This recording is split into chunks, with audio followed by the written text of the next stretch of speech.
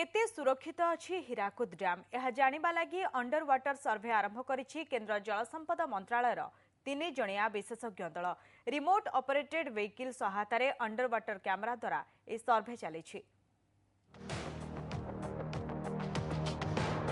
चलिछि विश्वर दीर्घतम माटीबंध Hirakud dam रो स्थायित्व जांच।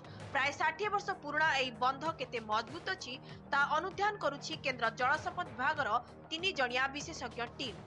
बंधर स्थिति कौन अच्छी केउ अंश दुर्बल होइछि कि केउ स्थान रे गर्त किबा फाट सृष्टि होइछि कि एसबुर तन्न तन्न करी जांच करा जाउछि।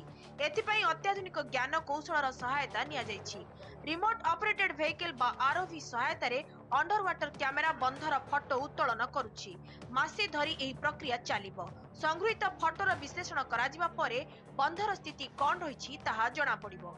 डैम टॉप रे तांकर गोटे केबिन करा हिची ता भीतर तांकर कंट्रोल रूम बोले अछि सेठी तांक ए जो कंट्रोल करिवे से जो आरओवी को एठू कंट्रोल करिके से जिमती इंस्ट्रक्शन देबे से हिसाब रे से तळो ऊपर लेफ्ट राइट जोठी जेबा कथा से मूव करबो आ फेस टा को से फोटोग्राफ नेला फेस प्लस हमर जो स्लुइस भीतर को बेरेल भीतर को भी पसिकरी फोटो नबो तो से गोडा को नेला परे हम फोटो देखि जानि परबा एक्चुअली वर्तमान स्थिति कोन अछि हम डैम रो स्थिति कोन अछि।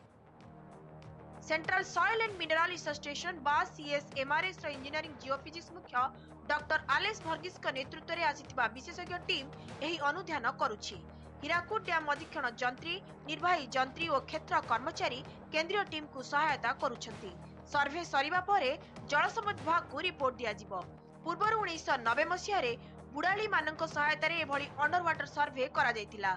संबलपुर कैमरा पर्सन रंजन को सह संजय जेना का रिपोर्ट ओटीवी।